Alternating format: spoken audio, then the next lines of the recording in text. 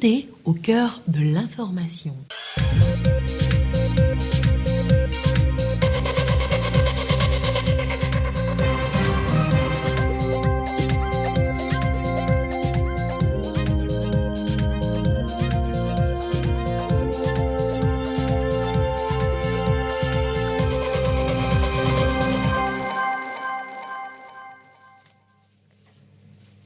Il est l'heure du journal sur la télévision togolaise. Madame, monsieur, bonsoir. Et voici les titres du journal. La plateforme industrielle d'Adeti Copé PIA bénéficie d'un important financement pour sa construction et son développement. Un crédit de plus de 95 milliards de francs CFA vient d'être octroyé. Les détails à suivre dans ce journal. Et puis l'Organisation mondiale de la santé convoque l'Afrique la semaine prochaine à Lomé. Il sera question, entre autres, de faire le point de la situation sanitaire dans les différents pays. De quoi sera-t-il exactement question? Eh bien, docteur Fatoumata Binta Tidiane Diallo, représentante résidente de l'OMS au Togo, nous en dira plus. Docteur, bonsoir. Bonsoir, Anita. Et à tout à l'heure. Merci. Voilà donc pour les titres. 145 millions d'euros, soit plus de 95 milliards de francs CFA, seront consacrés à la construction et au développement de la plateforme industrielle d'Adeti Copé, un fonds que Afrique-Exim-Bank, Ecobank et BIA Togo s'engagent ensemble à octroyer à la PIA sous forme de crédit. Et la convention a été signée ce matin à Lomé. Le compte rendu avec Clarisse Article. Des banques aux côtés de la plateforme industrielle d'Adeti Copé PIA. Cette signature de convention de crédit matérialise leur engagement à soutenir l'industrialisation du Togo. Au total, 145 millions d'euros, soit plus de 95 milliards de francs CFA, seront débloqués par 3 banques. La Banque africaine d'import-export, Afreximbank, chef de file, apporte bien plus de la moitié de l'investissement, plus de 55 milliards de nos francs. We are indeed very grateful for your support. You've listened to us, you've taken on everything we've asked, and we've gotten here today. We are indeed very grateful that you've collaborated with us, and we look forward to supporting you as you develop this project, finalize, and even expand further. So we are indeed very, very grateful to be here, and we are excited that the day we have been waiting for has finally come. La part de la banque panafricaine Ecobank s'élève à 45 millions d'euros. Ce projet est important pour nous, puisque c'est en phase avec la feuille de route du gouvernement. Un des axes majeurs, c'est vraiment le développement du secteur industriel. Ce que Ecobank gagne, c'est vraiment en partenariat avec les 3 autres institutions financières, c'est vraiment de contribuer à la transformation structurelle de l'économie du Togo, donc pour permettre vraiment d'avoir une économie forte, une économie durable, une économie résiliente et une économie inclusive et surtout une économie qui permettra la création d'emplois et l'amélioration du cadre de vie sociale. La filiale locale de Atidjari Wafa Bank BIA Togo, quant à elle, apporte 15 millions d'euros. Nous souhaitons saisir cette occasion pour réitérer à l'État togolais notre disponibilité et l'engagement du groupe Atidjari Wafa Bank pour être aux côtés de l'État togolais, pour l'accompagner dans la réalisation de ces projets qui sont hautement stratégiques et importants. Ce pôle de banque rejoint ainsi la BOAD qui a déjà concédé en faveur de la PIA un crédit de 20 milliards de francs CFA depuis l'année dernière. Des appuis importants salués par le ministre de l'Économie et des Finances. Ce financement de cette importance traduit la confiance que vous avez en notre économie, à l'économie togolaise. Ça traduit votre engagement à soutenir tous les projets de développement de notre pays. L'État togolais n'est pas partie prenante à cet accord. L'État togolais est partenaire de PIA. L'État togolais est initiateur de cette plateforme industrielle d'Adeti Copé et a trouvé le partenaire de choix qui est donc Arise pour ensemble développer cette plateforme. Cette plateforme est inscrite dans la feuille de route du gouvernement et elle vise essentiellement à contribuer à une croissance forte, durable, inclusive et surtout au développement de notre pays à travers la transformation structurelle de son économie. La nouvelle ligne de 95 milliards de francs CFA permettra à la PIA de disposer d'infrastructures encore plus modernes et de développer des industries de transformation agricole pour attirer plus d'investisseurs. L'Afrique de l'Ouest fait partie des régions du monde les plus vulnérables aux effets de la variabilité et des changements climatiques. Sécheresse, inondations, le phénomène devient de plus en plus préoccupant. Pour éviter que ces anomalies impactent négativement la production agricole et la vie des milliers de ménages, une rencontre de partage d'expériences sur l'utilisation des informations agro-hydroclimatiques s'est ouverte à Agbelouvé ce mardi. Le compte rendu avec Abidé Niassingbi. Cadre des services de la météorologie nationale, de l'agriculture, des ressources en eau et des organisations des producteurs de la CEDEAO partagent leur expérience en matière de production, diffusion et utilisation des informations agro-hydroclimatiques.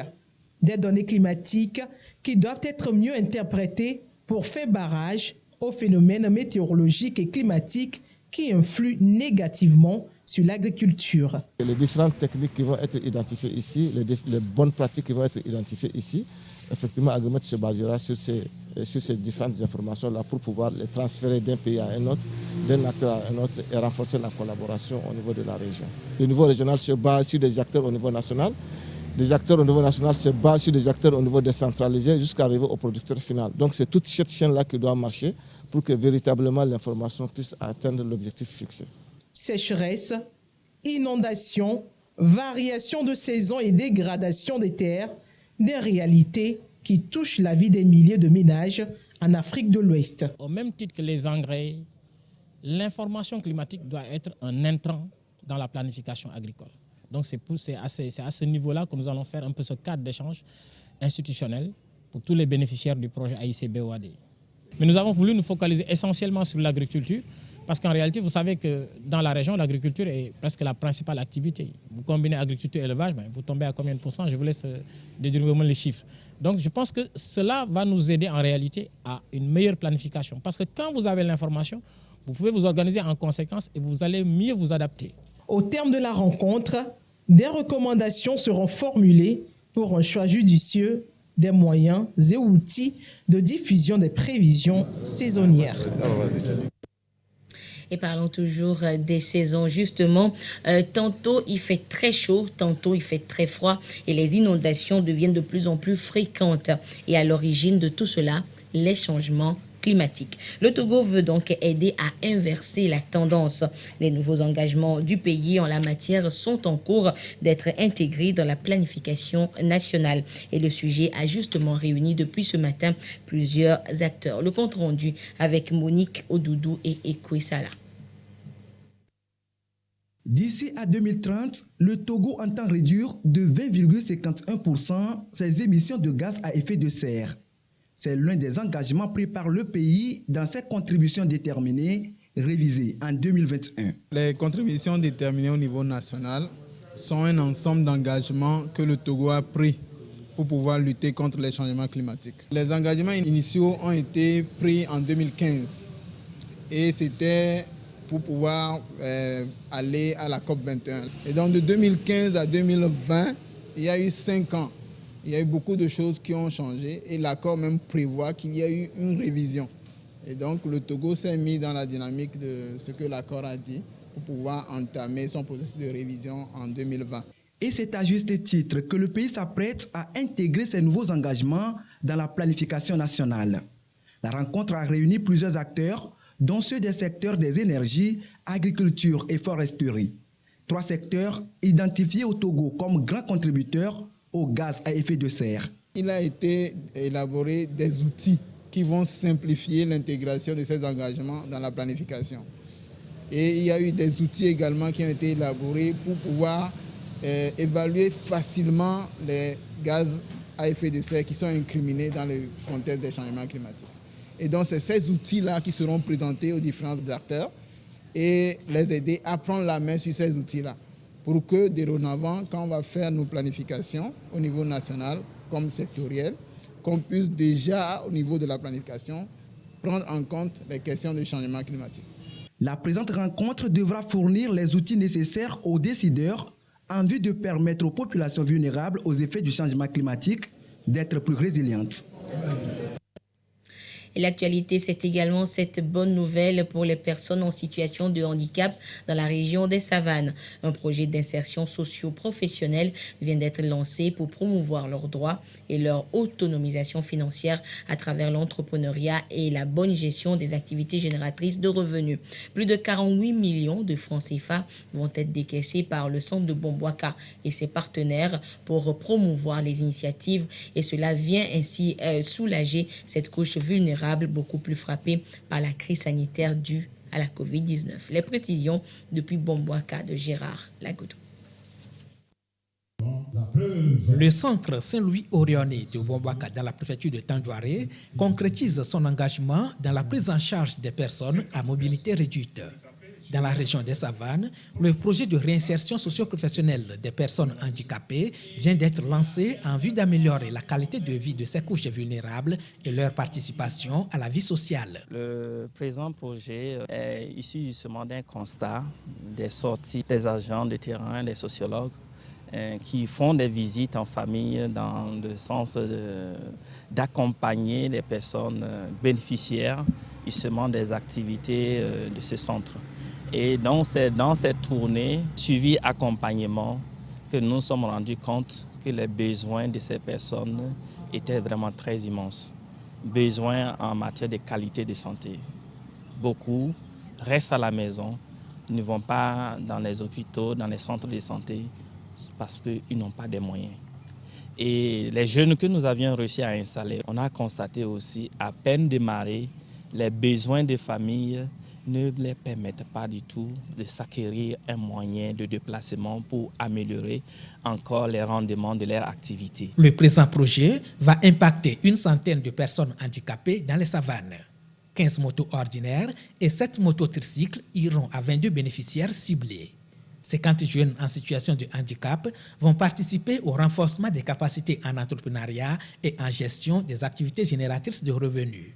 L'appareillage de 20 bénéficiaires en prothèse et l'octroi de 73 orthèses sont également au programme. Ce projet va soutenir aussi le personnel qui encadre, qui soigne. Donc le personnel du centre bénéficie aussi d'un renforcement des capacités dans ce sens pour rehausser les compétences afin de mieux aussi donner des meilleures prestations à nos bénéficiaires. Nous pensons quand même lancer un appel pour permettre à ceux qui pouvaient être bénéficiaires de ce projet et qui peut-être n'ont pas eu l'information de se présenter, parce que ça va nous permettre de mieux encore orienter certainement la recherche pour pouvoir appuyer ceux qui ne pourront pas bénéficier de ce projet. Le Centre national d'appareillage orthopédique, de même que les autorités religieuses, administratives, politiques et bien d'autres encore, comptent également œuvrer pour la réussite de la présente initiative qui s'étend sur 1 an avec le financement de la Fondation allemande Miseror et du Centre Saint-Louis-Orienté de Bomboaka, également chargé de l'exécution du projet à hauteur de 48 500 000 francs CFA. Hors du Togo, au Kenya, le candidat malheureux Raila Odinga refuse toujours le verdict des urnes. Il affirme vouloir engager tous les recours légaux pour le contester. Et pendant ce temps, le vainqueur William Ruto promet un Kenya transparent, ouvert et démocratique. La victoire de William Ruto toujours à la une des journaux au Kenya. Mardi, le candidat de l'opposition Raila Odinga, perdant du scrutin présidentiel, dénonçait les résultats de l'élection, les qualifiant de parodie et promettait d'engager tous les recours légaux à sa disposition. Ce mercredi, c'était au tour du nouveau président fraîchement élu de s'exprimer et il a notamment promis de rechercher avant tout l'unité du pays.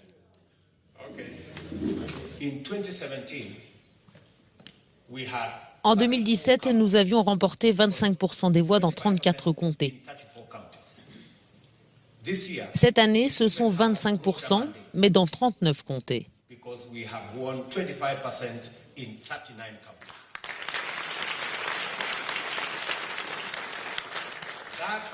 Ce mandat plus large s'accompagne d'une plus grande responsabilité envers chaque Kényan. Il n'y aura pas de place pour l'exclusion d'une partie de la République du Kenya.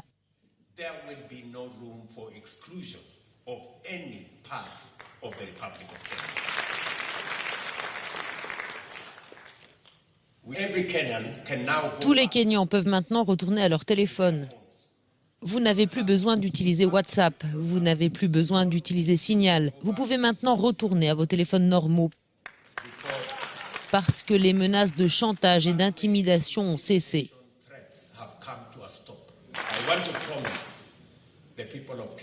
Je veux promettre au peuple du Kenya que notre administration n'aura rien à voir avec le chantage que nous avons vu, les menaces que nous avons vues, la peur qui a été semée dans le pays.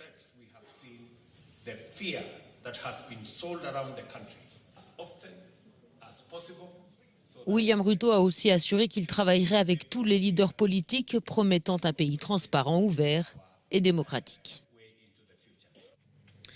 Et l'autre actualité, la suite de l'actualité, c'était également ce nouvel épisode dans la guerre entre le Bamako et Paris. Le gouvernement malien accuse cette fois la France d'espionnage et de soutien aux djihadistes.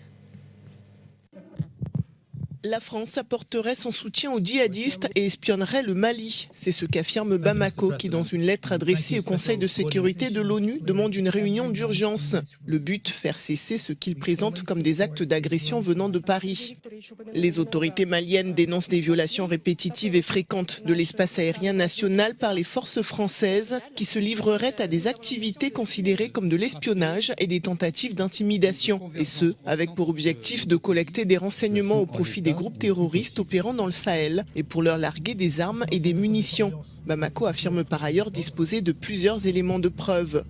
Le ministère malien des Affaires étrangères précise que le pays se réserve le droit de faire usage de la légitime défense si les agissements français persistent, conformément à la Charte des Nations Unies. Mercredi soir, les autorités françaises n'avaient toujours pas réagi à ces accusations.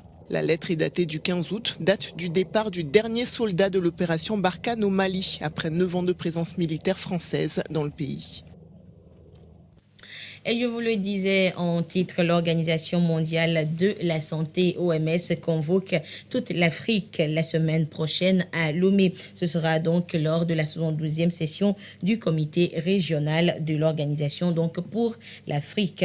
Mais avant d'en parler justement, je vous propose de suivre ce récapitulatif le point sur la prise en charge et surtout les réalisations sanitaires au Togo. Et c'est un dossier signé Clarisse Atiklé.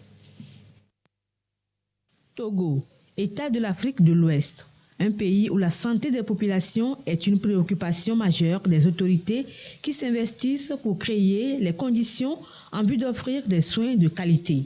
Des actions sont menées pour doter les formations sanitaires d'équipements adéquats.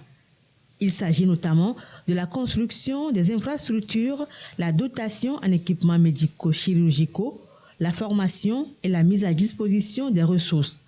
Plusieurs programmes ont été initiés et mis en œuvre surtout pour la santé maternelle et néonatale. Résultat, le taux d'accouchement assisté par un personnel qualifié a connu une augmentation sensible et le taux de mortalité néonatale a été réduit de 37% entre 1990 et 2018. En ce qui concerne le ratio de mortalité maternelle, il a été réduit de 10% entre 2010 et 2017. La césarienne et la prise en charge des femmes enceintes sont aussi rendues gratuites.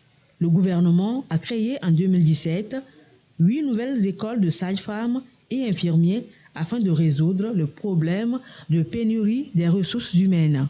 Le pays a su éliminer également des maladies tropicales négligées comme problème de santé publique. Tous ces efforts consentis par l'exécutif avec le soutien des partenaires à l'instar de l'Organisation mondiale de la santé OMS ont permis au Togo d'améliorer sensiblement ses services sanitaires. En effet, l'organisation onusienne accompagne le pays à travers des appuis techniques et financiers. Face à la crise sanitaire au coronavirus, dont le premier cas a été détecté au Togo le 6 mars 2020, le gouvernement a mis en place un dispositif de riposte et de prise en charge des malades. Le pays s'est illustré de fort belle manière à travers la résilience dont il a fait preuve pour supporter le choc économique. Dès l'apparition du premier cas confirmé, des dispositions ont été rapidement prises au plus haut sommet de l'État pour endiguer la maladie. Un comité national de crise présidé par le chef de l'État Faure Eswazimana Gnassingbé a été mis en place et des mesures urgentes prises pour rompre la chaîne de contamination. Le centre hospitalier régional Lomé Commune, rénové et équipé, a été exclusivement dédié à la prise en charge des cas. À cela s'ajoute le renforcement des structures sanitaires avec l'implantation des antennes d'analyse médicale, le réaménagement des centres de santé, l'achat de matériel et d'équipements modernes, la production massive des masques de protection et le subventionnement de leur achat. Ces mesures de riposte ont permis au pays de faire face sereinement aux impacts de la crise sanitaire. Le gouvernement ne s'est pas arrêté là. Une campagne nationale de sensibilisation a été lancée le 10 mars 2021 sur l'ensemble du territoire.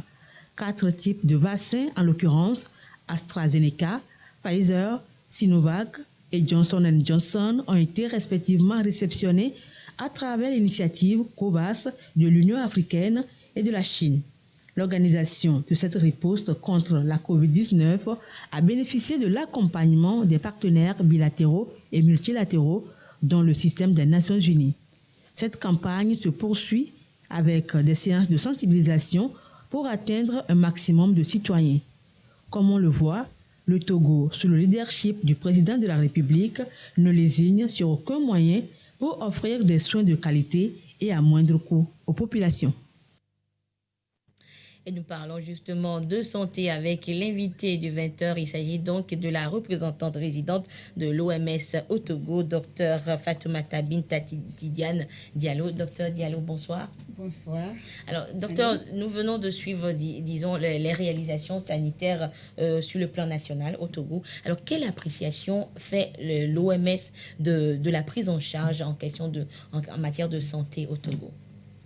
Comme l'a si bien montré cette vidéo, nous ne pouvons qu'apprécier et féliciter le leadership du chef de l'État qui a donné une impulsion au système de santé. Donc, pour nous, le système de l'OMS a une tradition très longue avec le Togo. Déjà, les accords de siège ont été signés en 1961. Et depuis 1961, les succès qu'on a enregistrés ensemble et que le Togo a enregistré forcent l'admiration de tous les partenaires. C'est pour cela que déjà, en 1964, la première école de santé publique créée en Afrique a été établie au Togo. Parce que le Togo s'est montré très engagé dans la lutte contre les grandes endémies à l'époque. Et comme l'a si bien montré encore tout de suite, depuis, on n'a enregistré que des succès, parce que le Togo est le premier pays à travers le monde à avoir éliminé 4 maladies tropicales négligées coup sur coup, que sont le ver de Guinée, que sont l'éléphantiasis, que vous connaissez, que les gens appellent les gros pieds, que sont la maladie du sommeil, que sont le trachome, c'est-à-dire une maladie cécitante des yeux. Aussi, on l'a si bien dit tout de suite, le Togo s'est montré parmi les meilleurs pays à avoir mis de belles stratégies de lutte contre la COVID-19 par des moyens aussi bien de prévention que de prise en charge qui ont fait qu'on a réduit, limité réellement le taux de décès, qu'on a pu prendre en charge tous les malades de façon gratuite et surtout pour la vaccination, le Togo est cité parmi les meilleurs avec plus de 30% de personnes vaccinées alors que la moyenne en Afrique est autour de 20%. Et enfin, dans la Covid toujours, le Togo est l'un des rares pays qui n'a perdu aucun vaccin. On n'a aucun vaccin périmé, aucun vaccin perdu parce que la gestion a été efficace et orthodoxe. Alors, docteur, est-ce que c'est parce que le Togo est un aussi bon élève, justement, que vous avez choisi Lomé pour abriter la 72e réunion régionale? Absolument. D'abord, le Togo s'est montré... D'abord, le Togo a décidé. Et tous les États membres, les 47 États membres de la région africaine ont choisi unanimement le Togo pour abriter, et 3 fois de suite le comité régional. 3 fois de suite, c'est la première fois dans l'histoire aussi, parce que c'était en 2020, malheureusement avec Covid, on a dû le faire en virtuel, 2021 en virtuel, mais tous les États membres, quand on a fini avec le comité régional en 2021, ils ont décidé que même si Covid continuait, ils seraient venus à Lomé, et le rendez-vous de Lomé était pris déjà en août 2021. Voilà. Alors justement, parlons de cette 72e session du comité régional de l'OMS pour l'Afrique. Alors docteur, dites-nous, quels sont les enjeux de cette rencontre? D'abord, il faut rappeler que, comme je l'ai dit, Lomé sera la capitale mondiale de la santé pendant toute une semaine. Et les enjeux sont très importants. Le comité régional, en fait, c'est un organe de décision de l'OMS. C'est comme un conseil des ministres pour un pays. C'est au cours du comité régional qui se réunit une fois dans l'année qu'on prend toutes les décisions autour des politiques et des plans. Et c'est autour du comité régional qu'on décide des résolutions pour que les pays les mettent en œuvre afin de réduire les problèmes de santé. Et c'est au cours du comité régional aussi qu'on élit le directeur régional de la santé. Et ceci aussi, c'est la seule institution où le directeur régional est élu par les États membres. Et les enjeux sont importants parce qu'on va s'adresser au renforcement de la sécurité sanitaire, au renforcement de la sécurité sanitaire et des urgences en Afrique, parce que vous avez vu qu'on vit de toutes sortes d'urgences. La restructuration et la reconstruction des systèmes de santé est très résilient après Covid, parce que Covid a montré qu'il y avait vraiment beaucoup à faire. Et ensuite, au-delà de ça, on va s'adresser aussi directement sur certaines maladies, les maladies non transmissibles. Parce que vous savez que les maladies non transmissibles sont en train de prendre le pas sur les maladies transmissibles, telles que la drépanocytose, telles que la santé mentale. On connaît bien maintenant les problèmes liés à l'hypertension artérielle, au diabète, etc. Mais aussi, on va parler de l'intelligence artificielle parce que de plus en plus, il faut utiliser ces moyens artificiels dans le domaine de la santé pour aller vite et aller bien. Aussi, le financement de la santé fera partie avec un exemple concret du Togo dans la contractualisation des services de santé, donc un bon partenariat public-privé. Et aussi, on va s'adresser à la lutte contre les médicaments falsifiés de qualité faible, parce que on va regarder en gros tous les problèmes de santé, mais ça va focaliser sur ceux-là. Enfin, il y a aussi les États insulaires qui sont des États qui ont des problèmes spécifiques. Donc ça va se regarder et donc on va voir en général tous les problèmes de santé spécifiques à chaque pays, mais aussi global pour toute la région africaine. On comprend donc que l'agenda sera vaste durant toute cette semaine, la 72e session. Alors, on comprend que, disons que c'est une grande rencontre, mais quelles sont les personnalités attendues? Alors, d'abord, comme on l'a dit, c'est une réunion des États membres. Donc, il y a 47 États membres dans la région africaine. Il s'agit donc de 45 pays au sud du Sahara, plus l'Algérie et le Soudan du Sud. Ce sont tous les ministres de santé et plus tous nos partenaires techniques et financiers et les institutions régionales et sous-régionales qui vont être là. À Lomé, on aura au moins 300 participants qui vont se pencher sur les problèmes de santé de la région africaine. Et voilà donc les grands partenaires tels que Gavi, le Fonds mondial, l'Union africaine, l'Union européenne, tous seront là. Et aussi les grandes fondations telles que Bill Gates, Fondation Couette, ils seront là pour voir s'ils sont pour comprendre et aider dans le financement du secteur de la santé en Afrique. Du beau monde, du monde de la santé. Donc, alors, docteur Diallo, avant de vous laisser repartir, peut-être un dernier mot, lancer un appel à la population ou peut-être au personnel, au monde de la santé en général. Le dernier mot, c'est d'abord félicitations et remerciements à tout le personnel de santé.